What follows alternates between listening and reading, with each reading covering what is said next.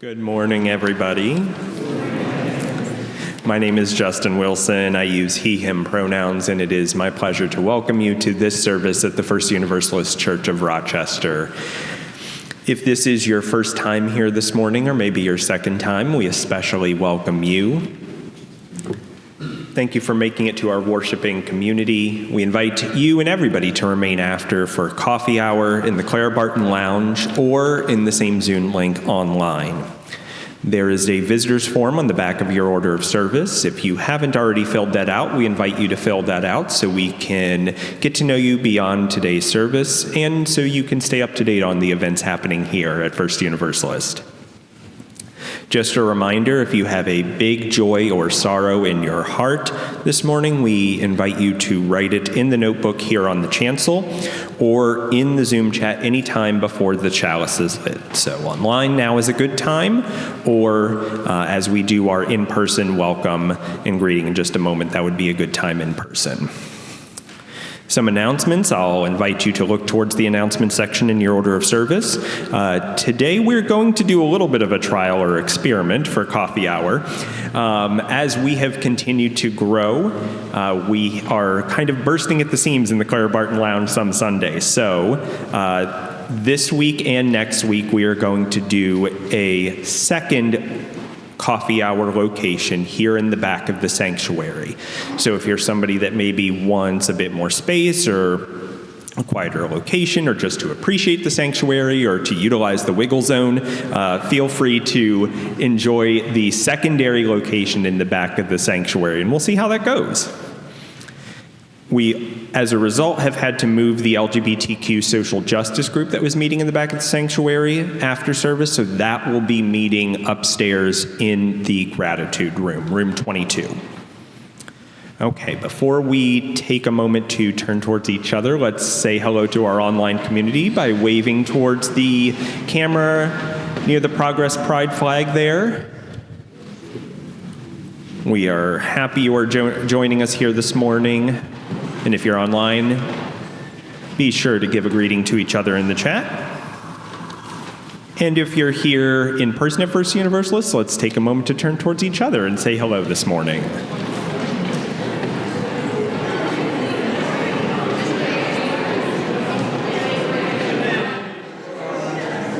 Good morning. Good morning. I'm Reverend Eileen, she, her, and I want to invite you to stay standing if you are, or to rise in body or in spirit and sing together our opening hymn. Our opening hymn this morning is number 1 in the gray hymnal.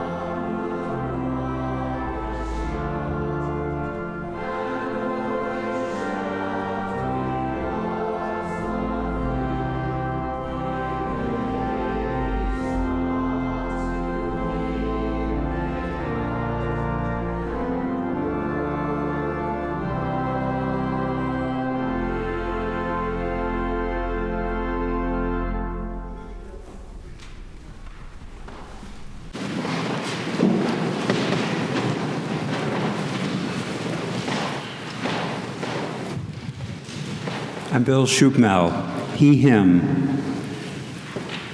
First of all, we all grieve for the victims of the terror attack during a Hanukkah celebration in Australia. To those of you who celebrate Hanukkah, despite what happened, or maybe even more so because of what happened, may your lighting of the Shamash and first candle after dark tonight bring more light into your lives and all the world.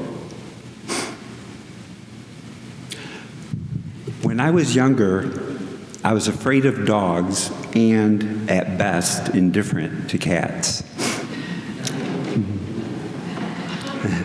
For a while. My wife and daughters really wanted a cat. I was outnumbered 3-1. So I decided to surprise them for Christmas one year. I found the cat lady in Greece. She had a small barn with, I don't know, there were 40 or 50 cats in there, ready for adoption. When I walked in, I almost freaked out because a black cat immediately jumped on my back. And as you can probably guess, I chose him. Or he chose me, more like it. And that was number one. I adjusted to living with a cat, but I still was not a cat lover. But a kind of serendipity approximately 15 years ago would change that. My older daughter was living in Buffalo in an apartment with her cat. One time when she took her cat to the vet, she saw an adorable one-eyed cat with a black patch where the other eye would be.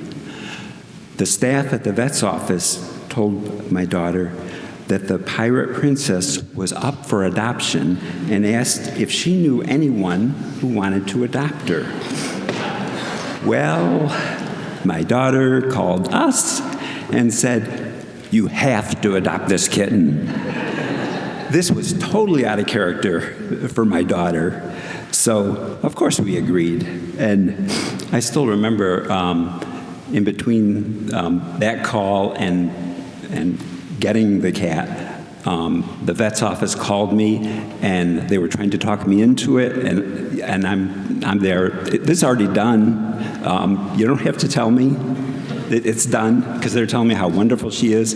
I said, "Yep, I know, I get it." So anyway, I was the only one available to drive to Buffalo, so I did. And as I walked into the vet's office, I was a little nervous about this, since I still wasn't really a cat person, and I was afraid it would be so obvious they wouldn't agree to the adoption. Well, they brought her out and handed her to me and said, "Here's your daddy." I didn't drop her. Somehow I managed to get her home safely. We renamed her Sasha. Also the Christmas kitten. And in that photo, our daughter gave her a heated cat bed. And if that isn't enough, later that same day I took another photo in which she's under the Christmas tree, her favorite spot, in the heated cat bed with a food bowl. Not spoiled at all.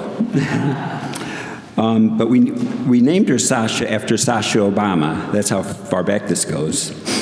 I've had a special bond with her since then, I think partly because of being the one that brought her home. And for the last few months, Sasha, who is now getting pretty frail because she's getting up there in the years, she's been sitting, when she's not under there, sitting on my lap during most meals, which I at first felt a little mixed about, but now I'm thrilled about it. Sometimes I'll even postpone going to the gym for a workout while she's on my lap so I won't disturb her.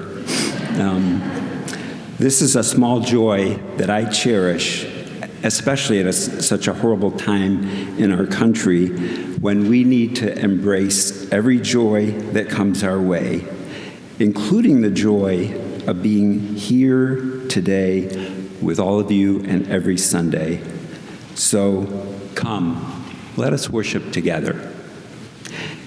As David Shu comes forward to light our chalice at First Universalist, and you light a chalice in your own homes, please join me in our chalice lighting words spoken in unison. May we be a people of welcome, here to grow in heart and mind and spirit, and may we reach out to serve our community.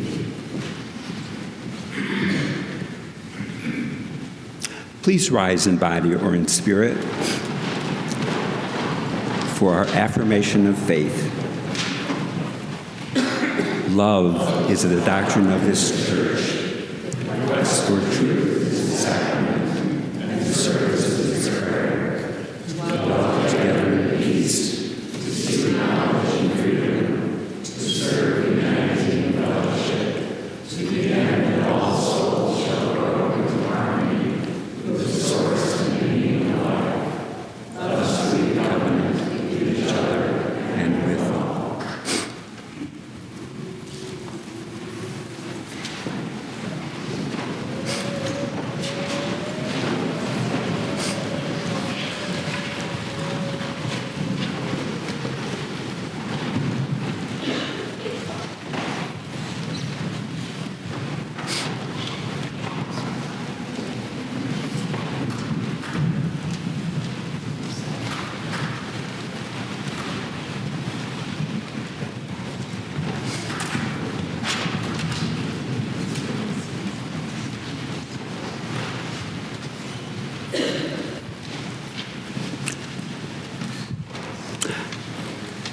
I listened to a Toronto-based radio station, and their promotional ad states, "The new classical FM, beautiful music for a crazy world." Well, we have that right here. Also, our church accepts everyone and has something to offer for anyone, whether it's compassion, spiritual growth, social justice, connection, wisdom, or maybe just a hot cup of coffee with friends after the service during coffee hour. Of course, our church depends on your generosity in order to continue to offer these precious gifts. Please place your offering in the offering basket or give online by scanning the QR code on the back of your order of service. This would also be a great time to drop your visitor's form in the offering basket. For folks online, please click the link in the chat to give to First Universalist Church. Thank you for your generosity.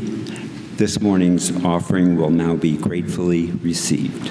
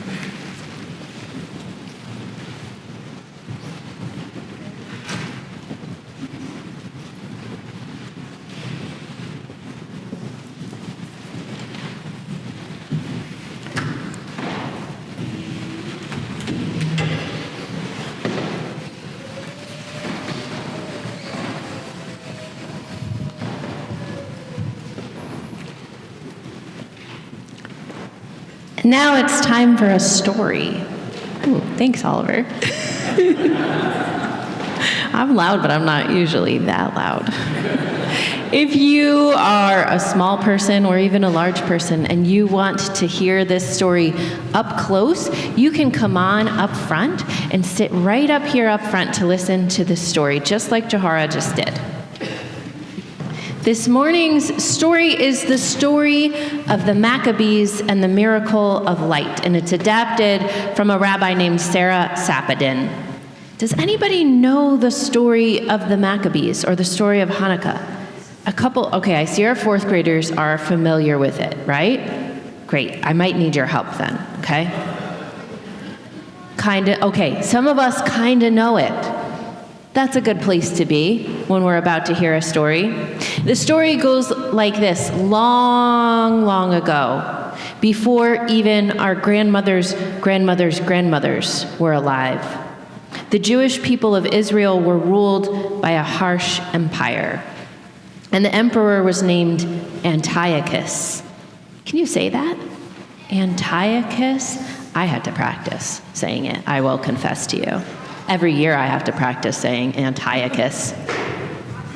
Well, King Antiochus counted many Jewish people among his subjects, and their customs, their prayer, their food, their holy days were different from the rest of the empire. They celebrated Shabbat, a time of sacred rest, every week. They marked festivals like Passover and Sukkot. They worshiped all at one temple in the city of Jerusalem. And this temple, built by their ancestors before their grandmother's time, was the holiest of holy places for them, the center of Jewish life. But King Antiochus and his empire did not want to rule over a nation of different religions and many cultures. He wanted to rule over an empire with one religion and one culture, where people acted in the same way and ate the same foods and prayed to the same gods, including him. He wanted all of the people in his land to do this, and that meant that he did not want the Jewish people in Jerusalem to dress differently or eat differently or to worship differently. So under the empire of King Antiochus, the practice of Judaism was being abolished. He was trying to get rid of it. Jewish people were forbidden from celebrating Shabbat, from observing their festivals. They were forbidden from reading or studying their holy scriptures. And perhaps worst of all, they were forbidden from their old ways of worship in their temple. The servants of Antiochus turned the temple into a place that became very unholy to its people, making a real mess in there and setting up altars to Greek gods instead. And many Jewish people were afraid for their lives, so they felt they should follow this king's orders. What do you think you would have done? Jahara, what would you have done? You would not have listened. Rory, what about you? You'd start punching? A real Judah Maccabee over here. And what would you have done? You would know Taekwondo, and you would use that. Well, Judah Maccabee didn't know Taekwondo, but he knew a few things. And there were some brave souls who decided that, like you, they were not going to submit to the empire. They didn't want to listen to that mean old king. They would not worship foreign gods, and they would not give up their Jewish way of life. So they started to secretly organize, which is maybe a step we forgot here. We should remember, because it's a step we often forget. They got other people to help them and cooperate with them. And they were very secretive. They whispered about it in the streets and underground and in private people's homes, secretly, at night probably. And they organized a bunch of helpers together. And there were a few groups that were doing this, and one of those groups was the Maccabees. Maccabee means hammer, and it's the name of the leader of that group, which I just referred to, Rory, called Judah Maccabee, whose nickname was Judah the Hammer. That's how intense he was. Anyway, this group decided they were going to take back their temple and defend their way of life. So The Maccabees tried, right? In reality, though, compared to the king's army, they were very small in number. The king's army was huge, and next to that, there were really only a few Maccabees, but they were pretty mighty in spirit. So in spite of their small numbers and relative lack of weapons and skill, they did not know Taekwondo, as far as I know. I know, maybe if they had, things might have gone a little differently. But listen, even in spite of that, they won a stunning victory over the king's army. Can you believe it? The Maccabees successfully took the temple back from King Antiochus. They occupied it. When they entered it, they were heartbroken to discover that the king had not taken care of their sanctuary, of their holy space. They got to work cleaning it up, cleaning up all the messes that the king's army had made, and purifying it, cleaning it spiritually. They lit the sacred flame of the temple, even though they knew that it would be over a week before their allies could bring more supplies in, including oil. And they only had enough oil to keep that sacred flame lit for one night. They hoped, without any reason, that that flame would burn until their friends came to help them. So they made the sanctuary ready for the presence of the sacred. And perhaps, maybe more central to this story all these centuries later, they made their own hearts ready for the joy of liberation, even when it seemed very unlikely. The oil, as we know, lasted for, do we know how long? 8 days and 8 nights, until more could be brought in. It lasted the whole time. And this brave band of rebels told their grandchildren, who told it to their grandchildren, who told it to their grandchildren. And we still observe, many of us, this festival of 8 days of light when only one was promised. All these years later, and in fact, as you maybe heard Bill say, tonight is the first night of the festival of Hanukkah, because these brave folks told the story of making a sanctuary ready for joy, even when that joy seemed impossible. And now, one last question. Why do you think we told this story today? Jahara, what do you think? So that we would know the story of Hanukkah? It's good to know the stories of all kinds of religious traditions, even when they aren't ours, right? Why else do you think we told this story today? Rory, what do you think? It is the first night of Hanukkah, and today we're talking about making ready a space for love and joy to show up. And so you're going to talk more about that in Children's Church, and we're going to talk more about that here in just a moment. But first, it is the Sunday of our food offering this week. And if there are grown-ups out there who brought food, would you raise a hand? And I think I have some helpers here to come and retrieve it. Can you bring this to Charlotte? Thank you, Jojo.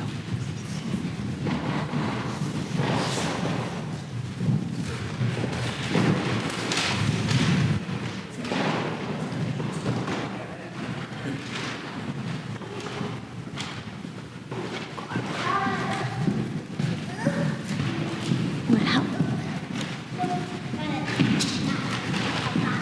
She's got it. Can you go back there now?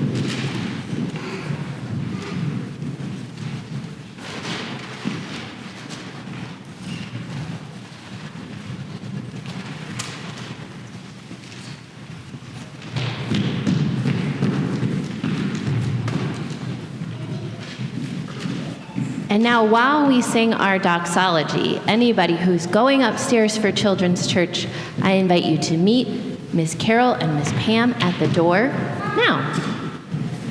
Let's join together in singing our doxology.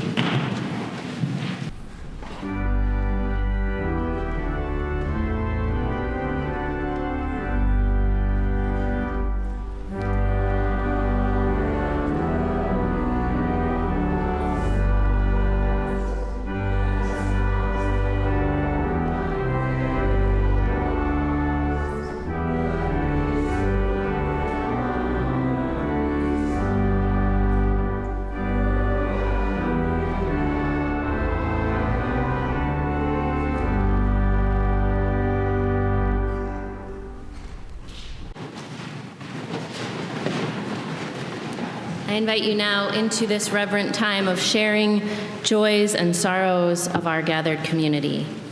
If you would like to, as always, you can place a hand over your heart to be able to listen from this more heart-centered place. We know that so much is going on in our world today, and if you have joys or sorrows to share on behalf of our national or global community, you are encouraged to do so today and always. As Bill places stones into a bowl, I will read aloud the joys and sorrows of our gathered community. This morning we share in sorrow and pain with MJ, who is nursing a sore back after slipping on some painted porch stairs and landing badly. We celebrate with Phil, whose 89th birthday is today, and who shares his birthday with Dick Van Dyke.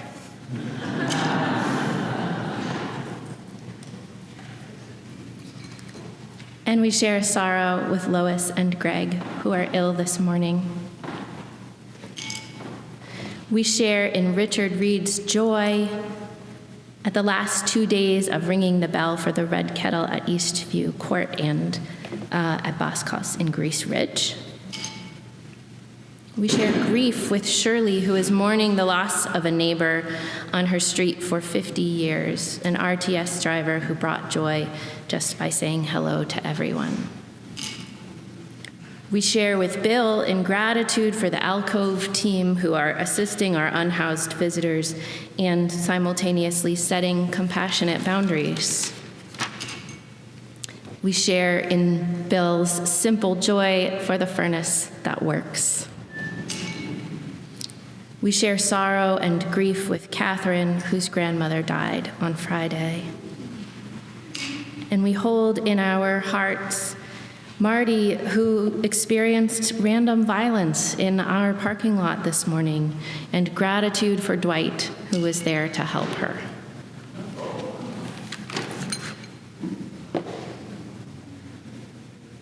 We hold so much in our hearts this morning. And so today we also share in a community ritual to honor the many joys and sorrows we bring into this space, whether we've read them aloud or kept them in the silent sanctuaries of our hearts. In a moment, those here in person are invited to come forward to drop stones into the bowls at the front. If you need to remain seated, you can raise your hand and someone will bring you a bowl to drop stones in. And if you're joining us online, please drop a heart emoji in the meeting chat. Let us join in this collective ritual of honoring the joys and sorrows of us all now.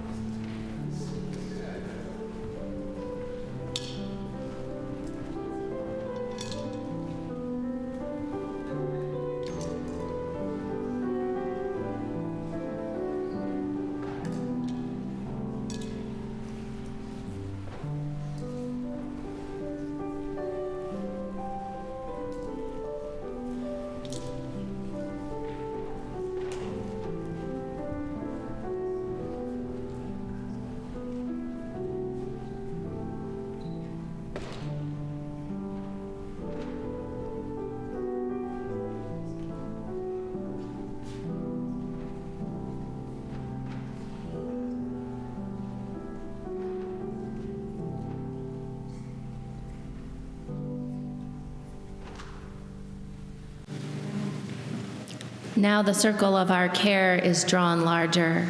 May it increase evermore. Let us take a moment now for centering and prayer followed by some shared silence. I invite you to start with a breath. Let's breathe in deeply and let it out with a sigh.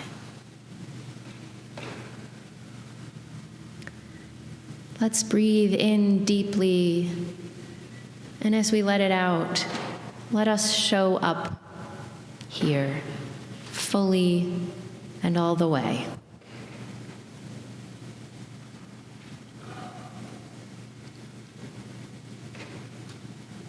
God bless the good enough.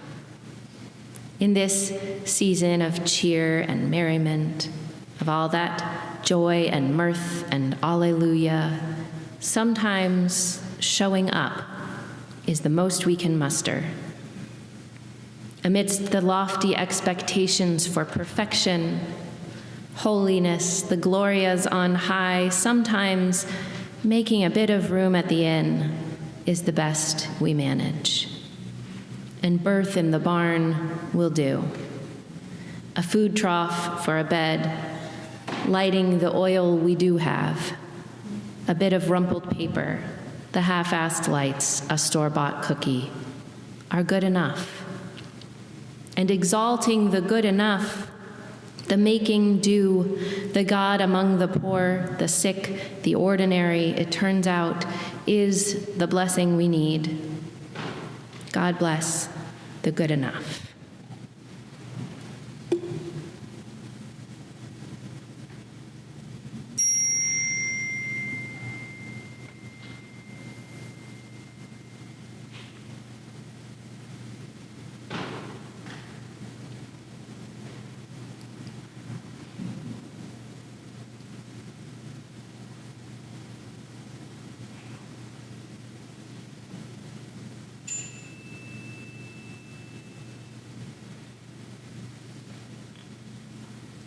Amen. Blessed be. May it be so. Our hymn of contemplation this morning is number 55, Dark of Winter.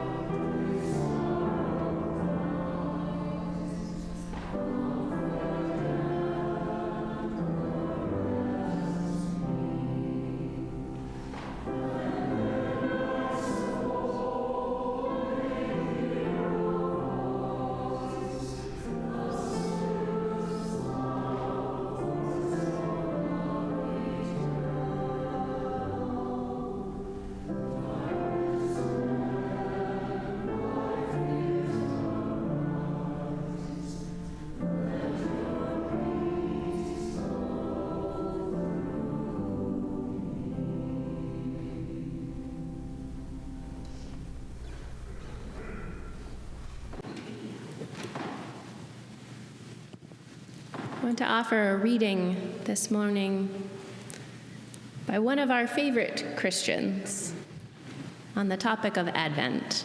This poem is by Mary Oliver. Dear Lord, she writes, I have swept and I have washed, but still nothing is as shining as it should be for you. Under the sink, for example, is an uproar of mice.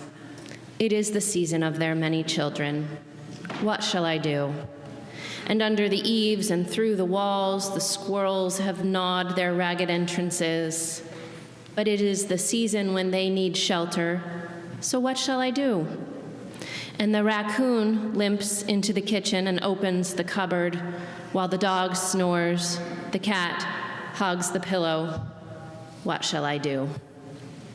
Beautiful is the new snow falling in the yard, and the fox who is staring boldly up the path to the door.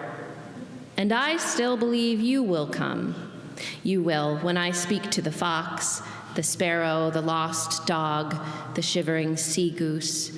Know that I am really speaking to you whenever I say, as I do all morning and afternoon, come in, come in.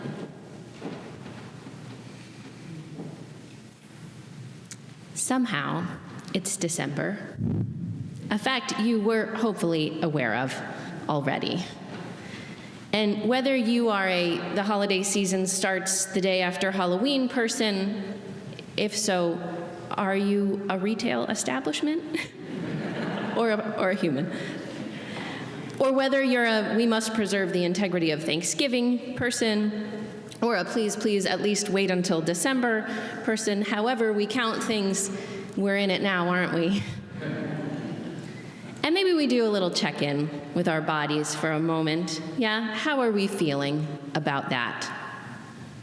Gleefully stringing up lights and polishing the menorah to light this evening? Love that for you. Or struggling under the weight of a mental to-do list that seems to only get longer as the holidays approach. Maybe carrying some anxiety or even straight-up dread about what the holiday season means this year.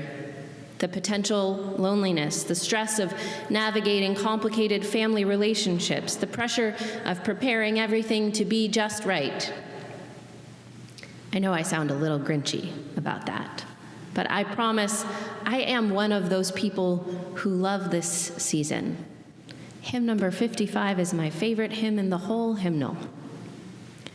It's been a hard year for me, and I don't think I'm alone in that. It's been a hard year for many of us, right? Right now, my holiday decorations are in plastic bins on my living room floor, right in that perfect spot to be tripped over by everyone who walks into the room. I haven't been ready to put them up because I've been feeling like it has to be done all at once and just right.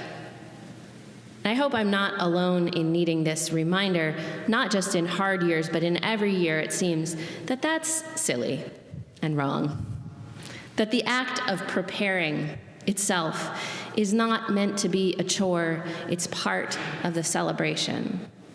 Preparing the temple for divine presence was itself worshipful for the Maccabees. Reclaiming the space for holiness instead of greed was a religious act. And they did it even though they weren't sure they had enough.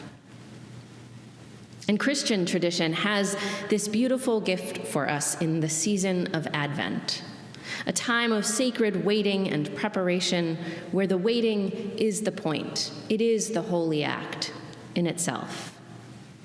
I think this is why we come to church, even if we're personally not observing Hanukkah or Advent. It's because the preparation for the world we long for is the practice. It is the joy of this faith. We are preparing for the world we can imagine, and by making ourselves ready, we help bring it into being. A couple of years ago, at about this time of year, I was invited with some other pastors to talk with Evan Dawson on his radio show Connections on local public radio about the holiday season, but not about the joy of it. Not about the depth or the meaning of its rituals, not about the ancient stories and songs we lift up at this time of year. He wanted to talk about how to get through it, how to cope when it feels too hard. And it does feel hard for many folks. Evan cited statistics like the increase in depression diagnoses around this season. The National Alliance for Mental Illness reports that 64% of people who already have a mental health diagnosis say their symptoms are worse at this time of year. It feels like times are tough, like the world is harder to live in than it used to be. And I don't know if the world is harder to live in during our time than it ever was before. I do have to keep my own predilection for becoming that sidewalk preacher with a sign saying the end is near at bay, by reminding myself that people have thought they were living in unprecedented apocalyptic times for thousands of years. Most of the Bible is just apocalyptic literature, stories of people going, "Can you believe this is the end?" So maybe these times are a little bit precedented, actually. At the very least, our Chicken Little reaction to the world's crises is pretty predictable. Maybe what is different, what feels different about our times, is that we now have a greater capacity than ever to look into the lives of our fellow humans, to know what is happening around the world in corners far flung from our homes, to see how individual humans are feeling about it, to hold the trauma and pain of people all over the world in the palm of our hand, and to know our own complicity in it. The world is smaller than it used to be, but its sorrows haven't shrunk any, and so we are not prepared to hold the immensity of them. Certainly not while we sing tearfully along to Joy to the World. And so, what do we do with it? One thing that we talked about with Evan Dawson, and that I have been holding on to since then, is that one of our less adequate coping strategies is to cultivate numbness. When we feel like attention to the world's sorrow is required of us, we scroll mindlessly through bad news after bad news. We can't look away, but we also can't give in to the full feeling of what we're looking at.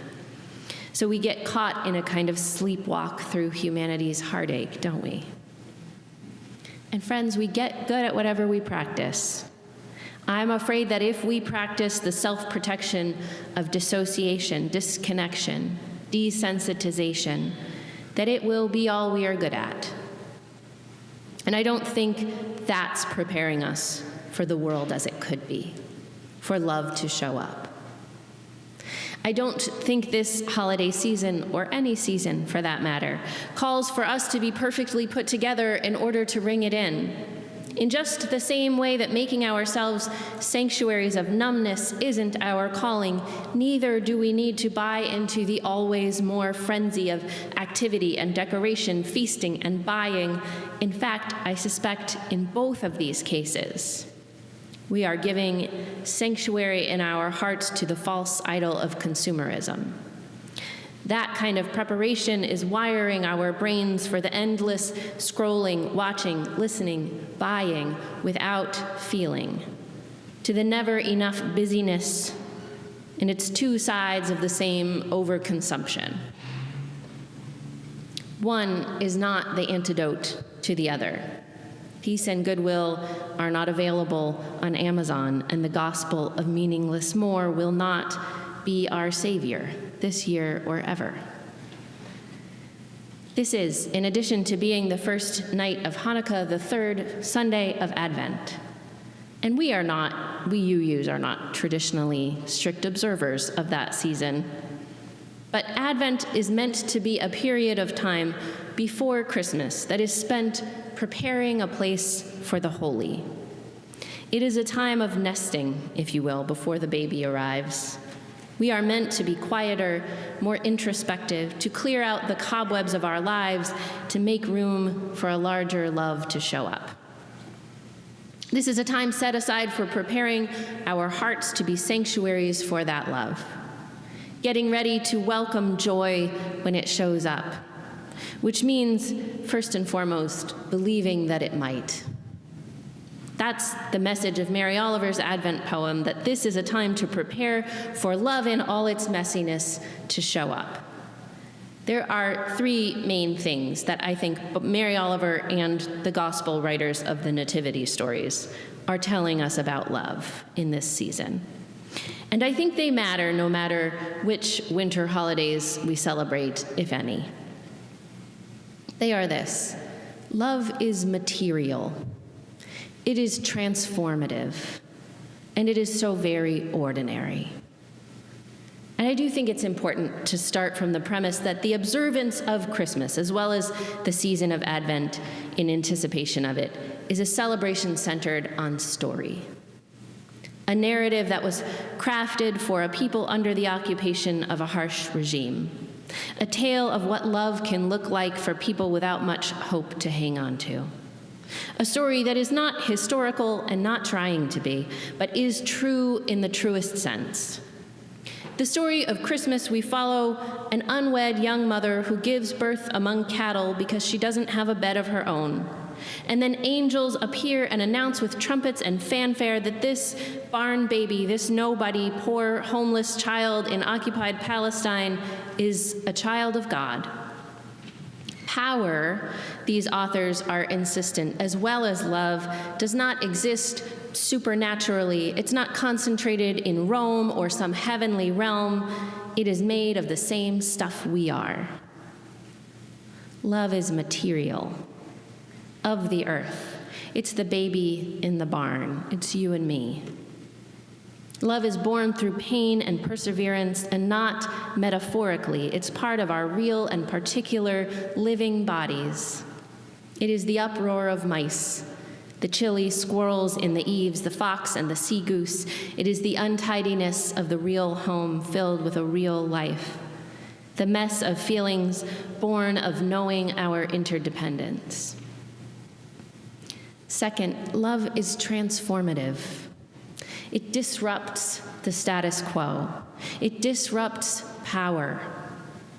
When the Gospeler writes, or Linus recites, if that's your jam, "This child is Lord," what he does is subvert the worship chant that was required of all the colonized: "Caesar is Lord." When the stories call Jesus a Prince of Peace, they do it as a purposeful perversion of the Pax Romana, the so-called Peace of Rome. The initial readers of these stories knew this to be what Dr. King calls a negative peace, the absence of tension because of the iron fist of empire, and not the presence of justice.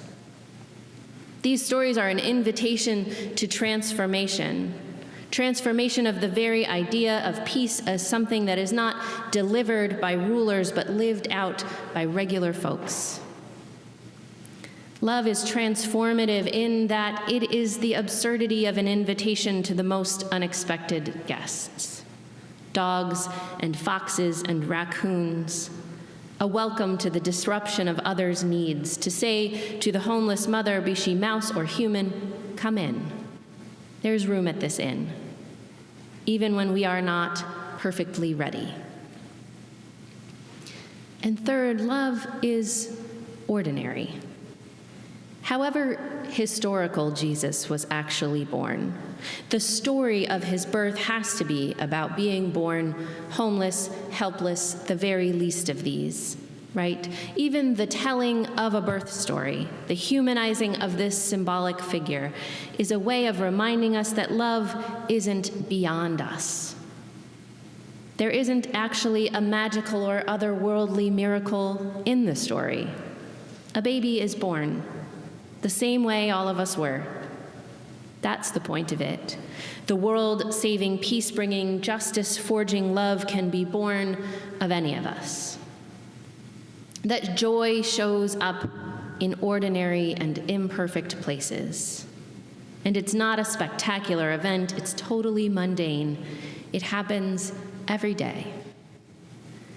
Our Unitarian forebear, Sophia Lyon-Foss, was not being theologically radical when she wrote, "Every night that a child is born is a holy night." This is a love that's miraculous because it's ordinary. And if we're looking for perfection or grandeur, we might miss the holiness of love in the mess of mice under the sink. So if Advent is the season of waiting and preparing for a love that is material and transformative and ordinary, what is the practice of that? If we are waiting for a world we know is possible, waiting for a world we believe will be real right here and transformed by a love that does not leave out regular folks, how do we prepare? Well, I think first we get hit so hard with the grief that can come up this season, with the sorrow of the world at our fingertips, and we can turn away from numbness as a response, right? And we let go of that. That is the first part of the practice, letting go of the response of numbness. Rejecting the false promise that overconsumption holds any of the magic or the mystery of this time. And when I say that, I'm not asking us to turn away from the heartache of our fellow humans or from our own. We are allowed to feel big feelings about this season. We are allowed to feel big feelings in this season. Sorrow, grief, anger, anxiety, these are okay. These feelings are not wrong. In fact, rather than responding to them by freezing our hearts, maybe our preparation is to try sitting with the vulnerability of love in a hurting world. Letting that vulnerability be a place of connection rather than disconnection. Maybe then we can also welcome in a whiff of gratitude for a love so immense it breaks our hearts sometimes. Joy for a world that is worth the broken heart.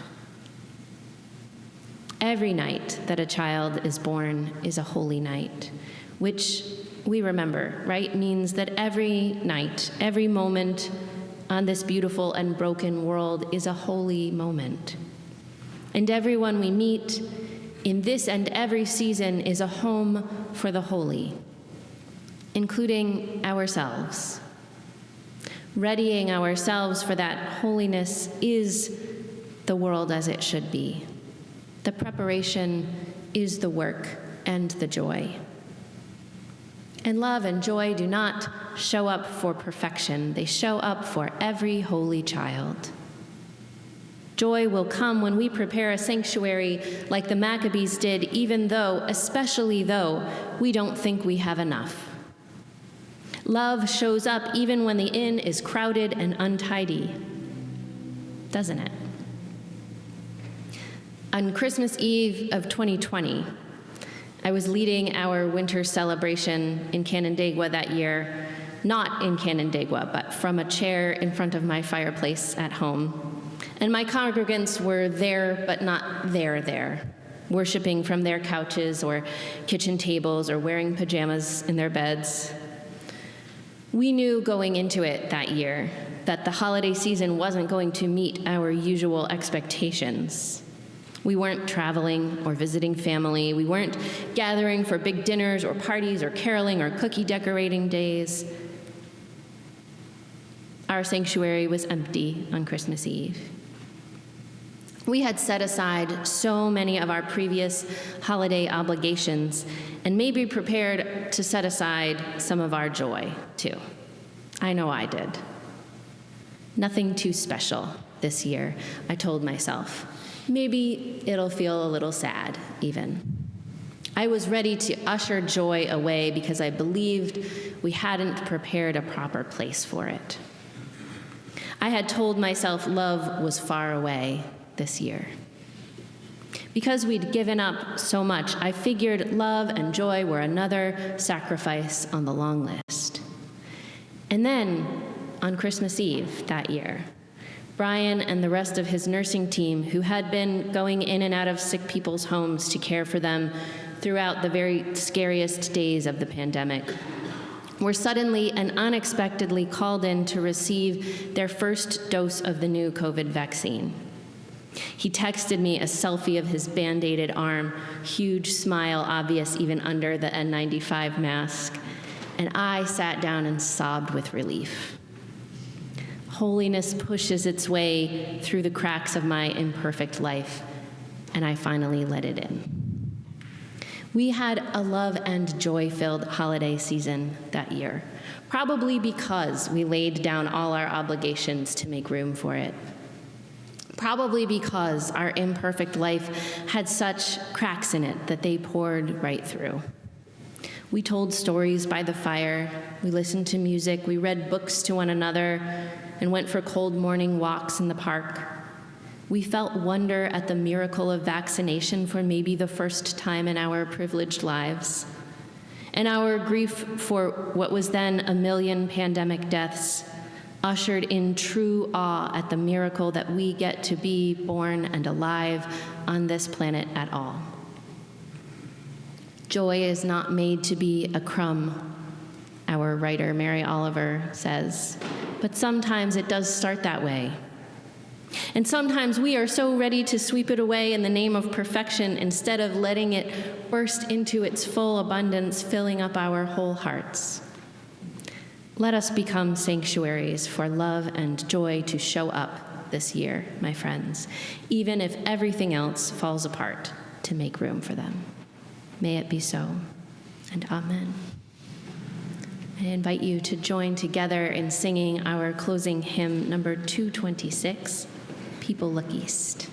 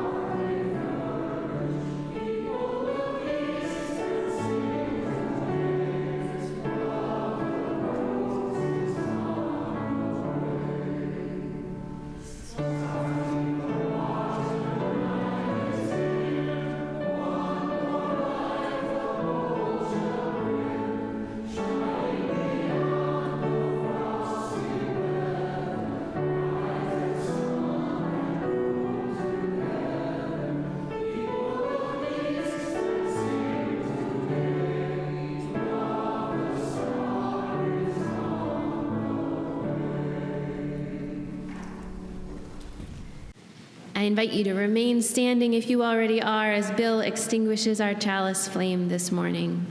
And let us read together the words printed on the screen while he does. We extinguish this flame, but we keep its light in our hearts with its message of love and justice, taking it outside these walls to the world we live in until we are together again. As we close our service this morning, I invite you to place a hand over your heart. If you are joining us online, I invite you to turn your settings to gallery view and look upon the faces of those here with you. For those of us in the room, let's take a moment to look around at everyone gathered here today.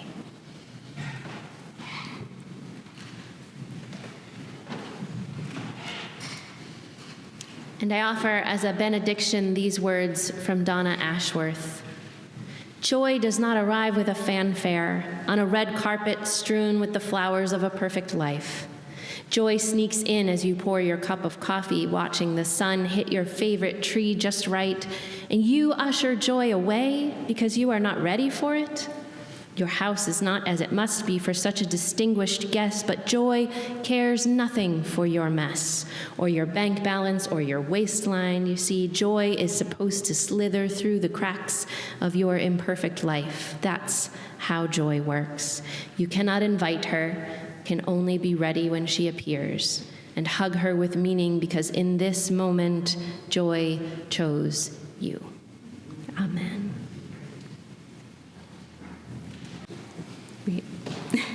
Our video postlude is not functional this morning. So here ends this morning's worship service. Let us go in peace and love and joy together.